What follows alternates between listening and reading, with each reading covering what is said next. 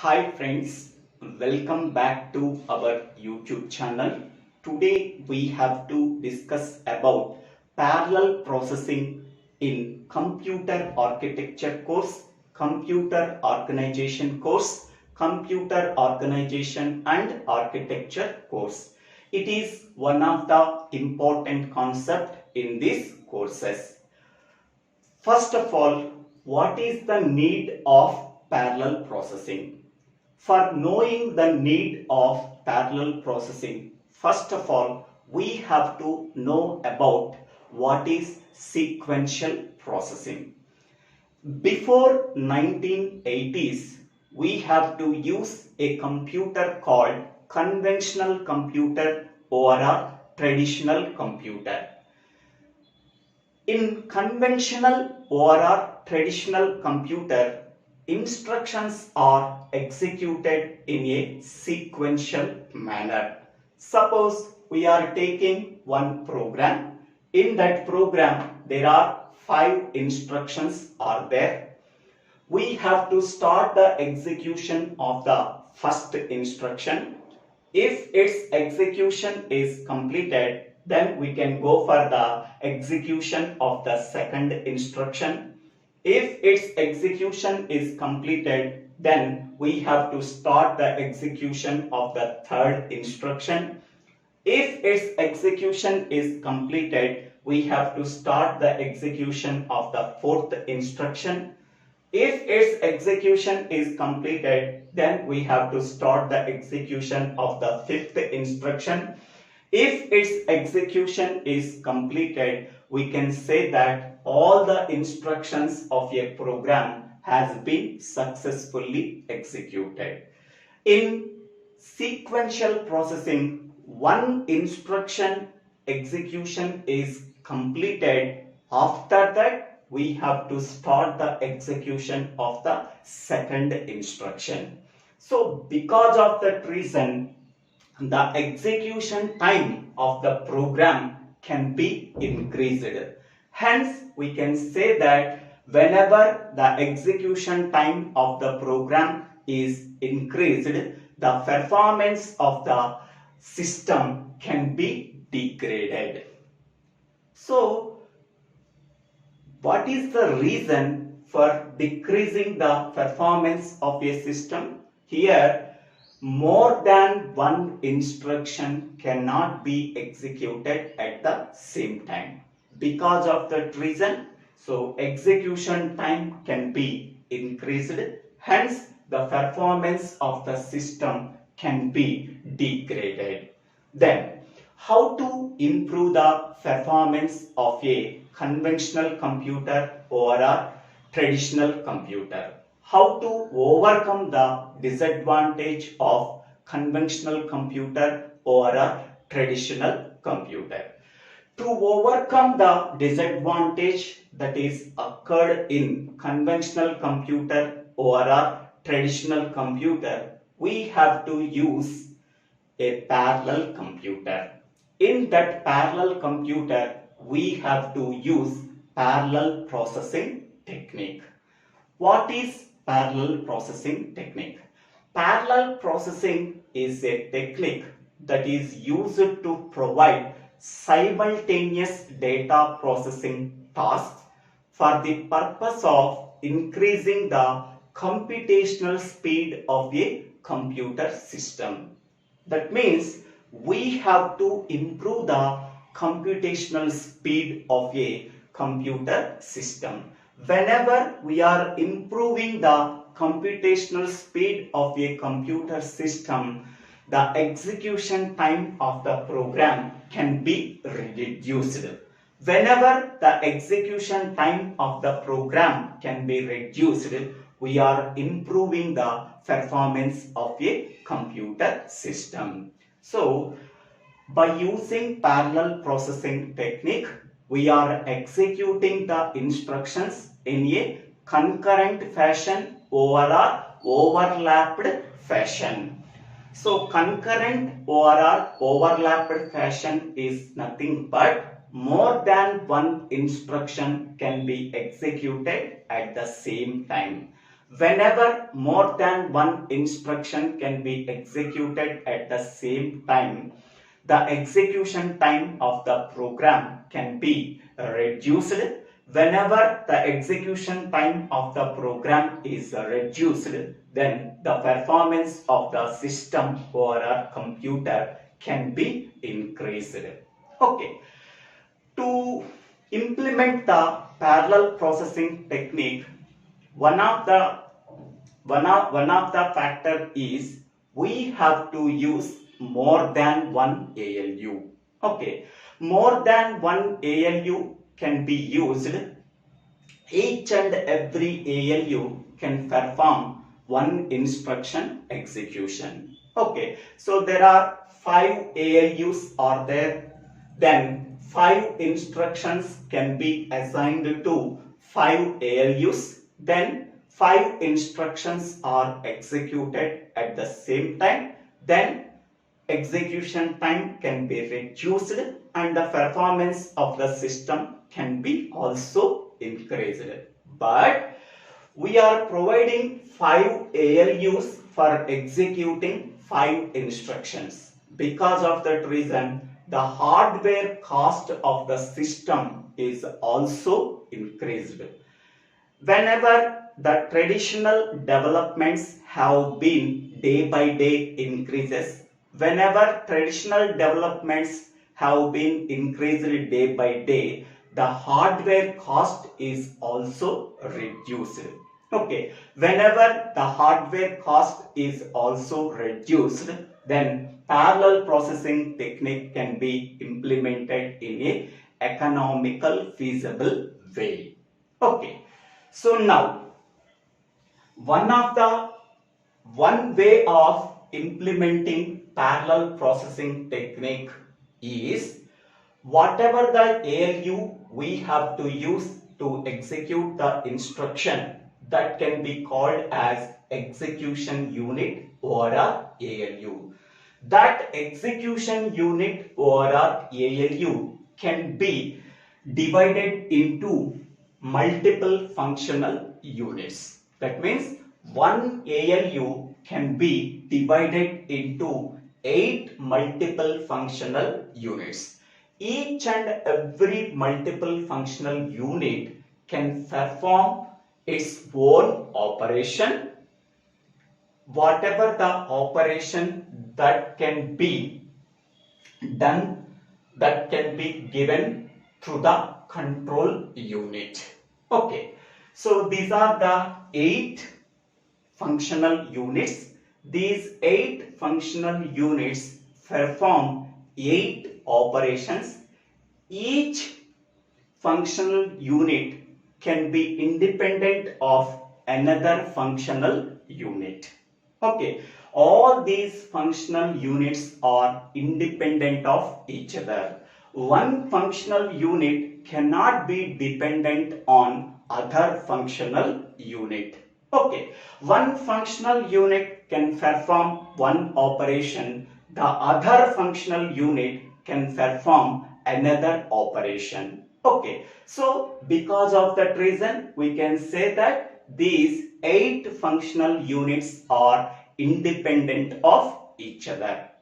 The first functional unit is adder subtractor. So this is used for performing addition and subtraction operations on the integer numbers. Next, second functional unit is integer multiply, that is used for performing the multiplication operation on the integers. The third one is logic unit, that is used for performing the logical operations such as logical AND, logical OR and NOT operations.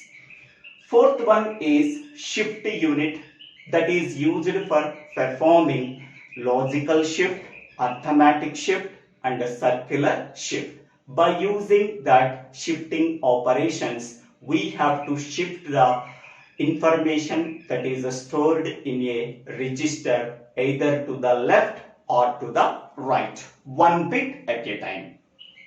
Next one Incrementer is used for incrementing the value that is stored in a register by 1. Next one, these 3 units are used for performing floating point operations such as addition and subtraction, multiplication and division. Last 3 functional units are allocated to floating point operations.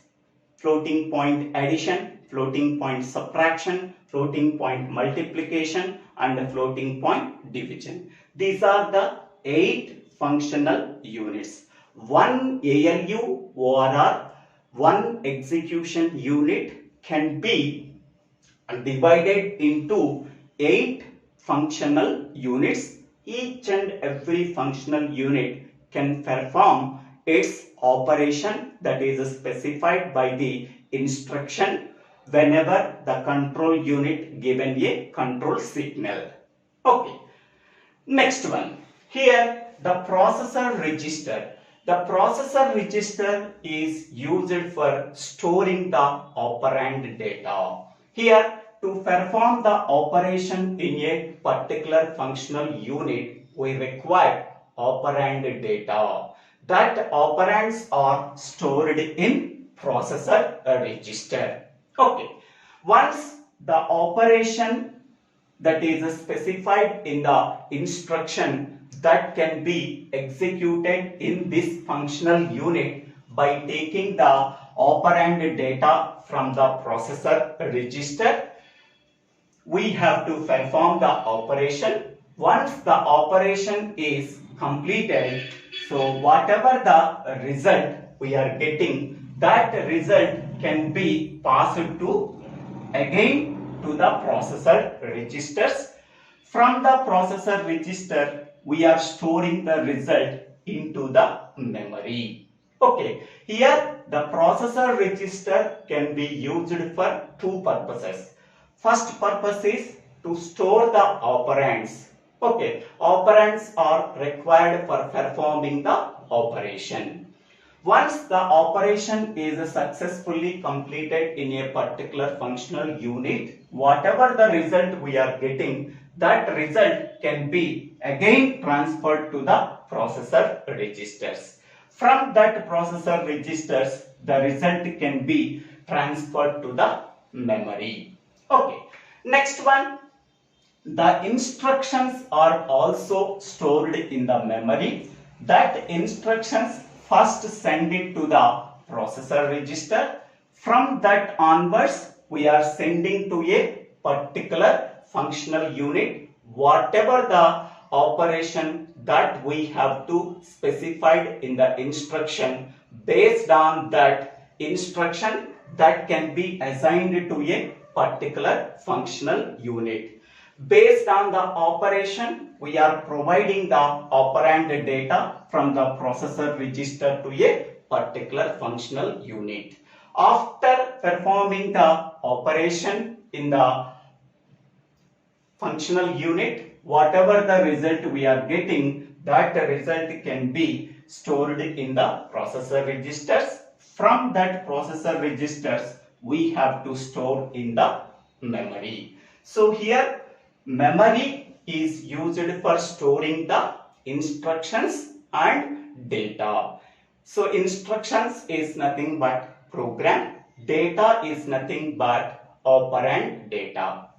Okay, first instructions are transferred to the processor register. From that processor register, whatever the operation we want, based on that operation, we are giving the instruction to a particular functional unit. Suppose I want to perform multiplication operation. Okay, here we are giving the instruction from the memory to the processor register. From the processor register can be allocated to this functional unit only. Okay, here we have to perform the multiplication operation. To perform the multiplication operation, we require 2 operands. That operand data is available in the processor register by taking from the memory. Okay. Now the processor register can provide only operand data to the integer multiply functional unit. Once the operand data is available, here we have to perform the integer multiplication operation. Once the operation is successfully completed, we are getting that result. That result is stored into the processor register. After that, the result can be transferred to the main memory. In this way, we have to execute the instructions by using multiple functional units within a single ALU. Okay, suppose we want to perform three operations. So first one is addition operation. Second one is floating point multiplication operation.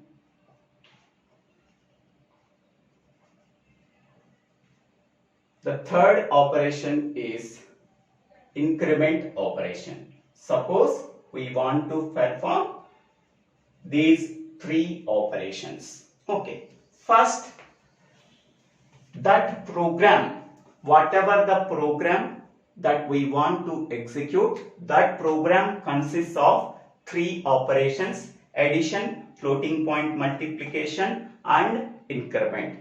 That program first can be loaded into the processor register from the memory. From that onwards, we are allocating that program into three parts. Okay, here the instruction that is used for performing the addition, that can be allocated to adder subtractor functional unit, and the instruction that is used for performing the floating point multiplication, that can be allocated to this functional unit. The instruction that is used for performing the incrementer, that can be allocated to only this functional unit. Among the 8 functional units, only this functional unit, this functional unit, and this functional unit, these 3 functional units works only. Okay, next one. To perform the addition operation, we require 2 operands. That operands are stored in the processor register. To perform the addition operation, whatever the operands that is available in the processor register, that can be allocated to this unit only. Next, to perform the floating point multiplication, whatever the operands that we required, that operands are stored in processor register, that can be allocated to only this floating point multiply functional unit. Next, to perform the incrementer operation, whatever the operand that is required, that operand is available in the processor register, that can be allocated to this functional unit only. Okay, once the instruction and its data is available in this functional unit, this functional unit, and this functional unit, at the same time we are executing the 3 operations in these 3 functional units. Okay, after successfully completed, okay, from this functional unit we are getting the adder result, that is the addition result. From this functional unit we are getting the incremental result. From this functional unit we are getting the multiplication result. These results again stored into the processor register. After that, these results can be transferred to the main memory. In this way, we are executing the instructions in a concurrent fashion or a parallel fashion by using single ALU, that is single ALU ORR execution. unit can be divided into 8 functional units. Okay, this diagram can be called as processor with multiple functional units. Okay, now here one scientist name called M.J. Flynn. M.J. Flynn. M.J. Flynn classifies the computers into 4 major categories based on the instruction stream and data stream. Okay. First, what is instruction stream? Instruction stream is nothing but sequence of instructions that are read from the memory. Sequence of instructions that are read from the memory constitutes an instruction stream. Instruction stream is nothing but set of instructions, set of sequence of instructions that are read from the memory. Next one, second one is data stream. What is data stream? Operations that can be performed on the data stored in processor registers constitutes an data stream. Data stream is nothing but set of data. By using that data, we have to perform the operations. Okay, based on the instruction stream and the data stream, M.J. Flynn classifies the computers into 4 categories. Okay, the first category can be called as SISD. That means single instruction stream, single data stream. Second one is SIMD, single instruction stream and multiple data stream.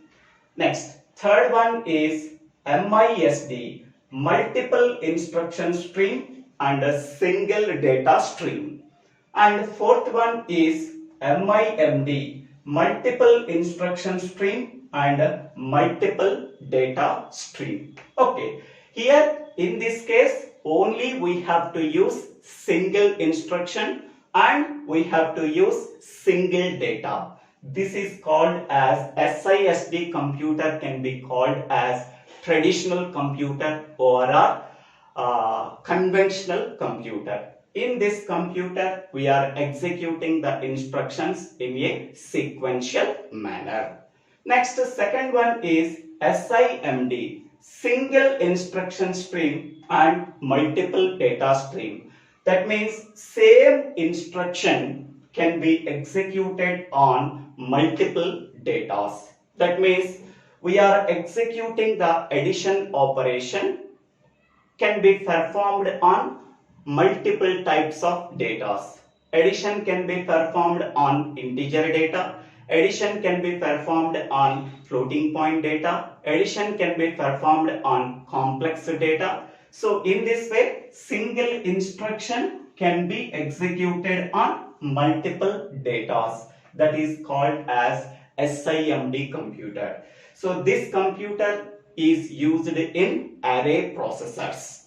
Next, third one is MISD, multiple instruction stream and a single data stream. We are executing multiple number of instructions on single data only.